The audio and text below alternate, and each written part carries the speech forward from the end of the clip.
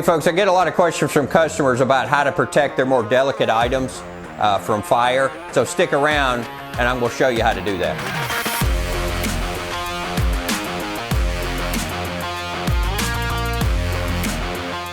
The best way to do that is to get a small fire chest like this that would fit in your safe, of course, and put that in there. So now you're doubling, quadrupling your fire protection for these more delicate items.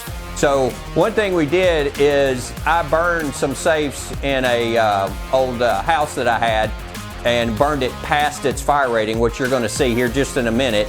And it's going to show you what kind of protection that this provides in a gun safe, fire safe, jewelry safe scenario. So when we burn that safe, and you'll see those pictures, so this was the actual unit, which was this before it was burned. So you see how bad it burned it up, and you're going to see this in the video. So these items, some money and some film negatives and stuff were in that safe. So watch this video and you'll really see visually how this protects your more delicate items.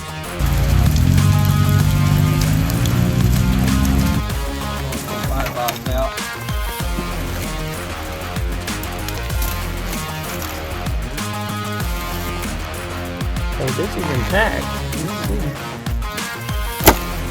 That. Whoa, here we go. Got it rolling here. Let's see. Look at that. Okay, here's our paper. Oh, woo!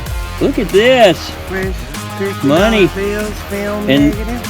Film negatives. Look at that. Fire King. More than 80%. Look at that. Every one of them.